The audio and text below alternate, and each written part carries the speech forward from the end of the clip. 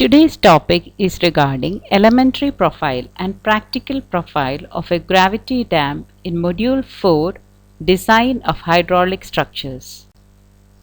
First, move on to the elementary profile of a gravity dam. If a gravity dam is subjected to only water pressure, uplift pressure and its self-weight, then the stability conditions can be satisfied by a right-angled triangular section having zero width at the water surface in the reservoir where the water pressure is zero and the base width B at the bottom where the water pressure is maximum. This figure shows the elementary profile of a gravity dam.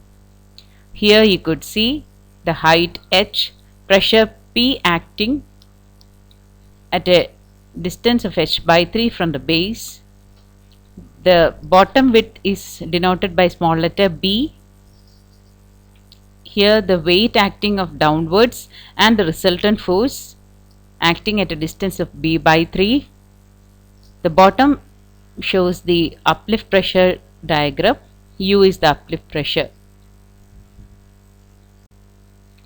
The right angle triangular section of a dam will also provide maximum possible stabilizing force against overturning without causing tension at any point in the base for the reservoir empty condition. This is so because when the reservoir is empty, the only force acting on the dam is its self-weight, which acts at a distance of b by 3 from the upstream face of the dam and hence satisfies the middle third rule. Hence, the right-angled triangular section of a dam is known as elementary profile of a gravity dam. Consider an elementary profile of a gravity dam of height h and base width b. The various forces acting on elementary profile per unit length of dam are as follows.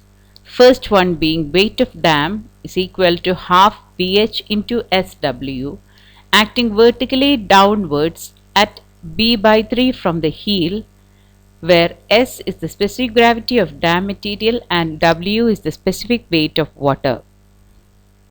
The second force being water pressure, which is equal to half WH square acting horizontally at H by 3 from the base.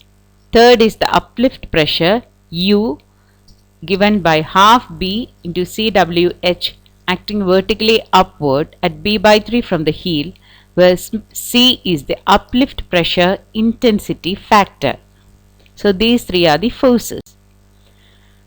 Now let's move on to two conditions, that is base width of elementary profile for no tension and also base width of elementary profile for no sliding case.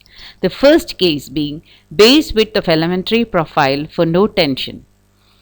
If R is the resultant of all forces acting on the dam, then for no tension at any point in the base of the dam, the resultant R must pass through the middle third of the base. So here you could see the resultant R. For reservoir full condition, the outer middle third point M2 is the limiting position of point at which the resultant R may meet the base for no tension at any point in the base of the dam. Here you could see M2 is the outer middle third point, M1 is the inner middle third point.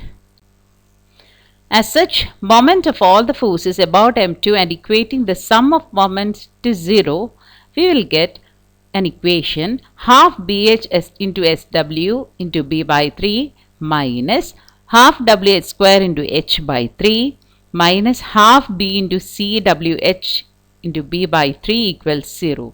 Simplifying, we will get B square into S minus C equals H square, or we will get the expression for base width as B is equal to H by root S minus C. If the value of C is 1, we will get the equation as B equals H by root S minus 1, and if the value of C is 0, that is if we doesn't consider the uplift pressure, then the equation becomes B equals H by root S. This was the condition for base width with no tension. So base width of elementary profile for no sliding, the next case. So for no sliding to occur, the force resisting sliding must exceed the force causing sliding, and in the limiting case, these forces must be equal. Thus, for an elementary profile, it is assumed that sliding is resisted only by friction, then the force resisting slide is equal to mu times W minus U. The force causing sliding is equal to P. So, in the limiting case, we equate these two. So, we get an equation mu into W minus U equals P. Substituting the values for W and U from the previous slides, we will get the equation, and by simplifying, we will get B equals H by mu times S minus C. If C is equal to 1, then the equation reduces to B equals H by mu S minus 1. Further, if uplift pressure is not considered, then the C value becomes 0 and equation becomes B equals H by mu S. The minimum base width to be provided for the elementary profile of gravity dam should be greater of the base widths given by these two equations, that is B equals H by root S minus C and B equals H by mu times S into S minus C. Stresses developed in the elementary profile. The normal stress at the toe and heel of a dam is given by the equation sigma y equals sigma v by b 1 plus or minus 6e by b, where sigma e is the sum of all vertical forces including uplift but excluding the foundation reaction. E is the distance between centroid of area of base and point of intersection of resultant with the base, or it is the eccentricity. In the case of elementary profile, sigma v equals W minus U, and substituting the value of sigma v in the above equation, we will get sigma y equals half WH S minus C into 1 plus or minus 6E by B. Further, in the limiting case of no tension at any point at the base of the dam, the value of E equals B by 6. Hence, at toe, sigma y equals sigma yd equals WHS minus C. Let it be equation number 1. And at heel, sigma y equals sigma yu is equal to 0. The principal stress at the toe of the dam is given by equation sigma 1d equals sigma yd into C square phi. Substituting the value of sigma yd for elementary profile from equation 1, we get sigma 1d equals WHS minus C into C square phi d.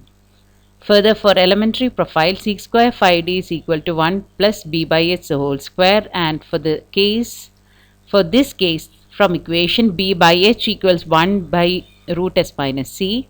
By introducing these two values in the above expression for principal stress at toe of elementary profile of dam, we get sigma 1d equals WHS minus C plus 1. The shear stress at toe of the dam is given by toe YZ equals sigma yd equals sigma yd tan phi d. Substituting the value of sigma yd from the above equation, we get toe yxd equals WHS minus C into tan phi d. Further, in this case, tan phi d equals b by h, and b by h equals 1 by root s minus c, and hence we will get toe yxd equals WH root s minus c. Since at heel of the dam, as indicated by equation, the normal stress sigma yu equals 0, the principal and shear stress are equal to 0.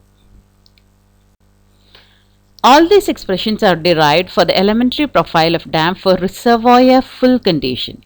However, when the reservoir is empty, the only force acting on elementary profile is its weight acting vertically downwards through the inner middle third point M1, and hence at heel sigma y equals sigma yu equals 2W by B, which is equal to WSH, and at toe sigma y equals sigma yd, which is equal to 0.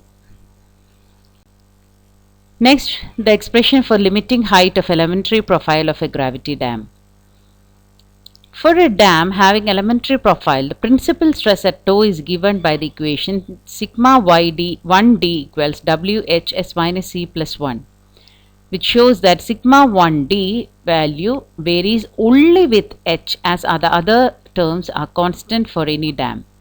So in order to avoid failure of dam due to crushing, the value sigma 1d should not exceed the allowable working stress F for the dam material, and in the limiting case, F equals sigma 1d equals Wh s minus C plus 1. Simplifying, we get H equals F by W s minus C plus 1. So this equation gives the maximum height which may be provided for a dam having elementary profile without exceeding the allowable working stress for the dam material.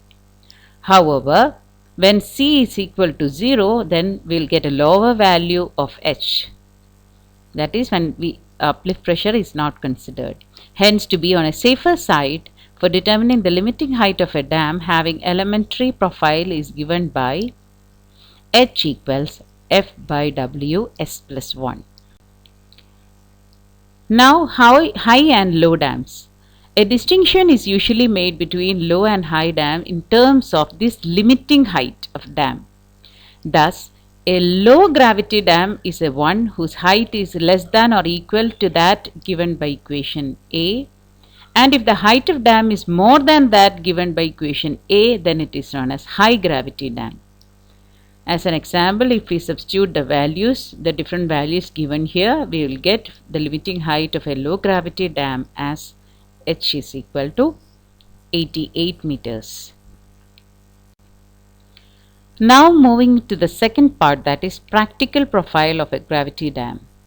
The elementary profile of a dam is only a theoretical profile which cannot be adopted in actual practice. This is so because unlike the elementary profile having zero top width and no freeboard, a dam must have substantial top width and also sufficient freeboard. So in almost all the cases, due to stability requirements, beyond certain depth, the upstream phase of the dam differ considerably from the elementary profile, so including the top width.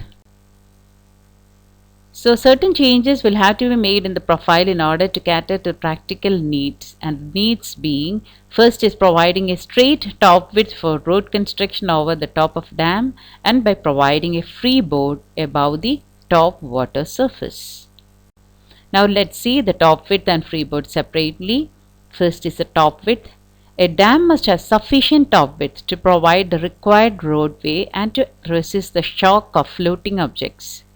The top width is provided as an access for transporting men and vehicles. Usually, top width of dam is selected under road requirements as per IRC or equivalent to 14% of height of dam. Usually, the width provided vary from 6 to 10 meters. Freeboard. It is the margin provided between the top of dam and the maximum or high flood level so as to prevent the splashing of waves over the non-overflow section. This also takes care of the unforeseen floods. The freeboard should be 1.5 times maximum height of the wave. However, a minimum of 0.9 meter freeboard should be provided. This shows a comparison between elementary profile and practical profile. As you could see, in an elementary profile, provision of freeboard is not provided, roadway is not possible, and for reservoir empty condition, it will provide maximum possible stability. And here you could see the figure of an elementary profile.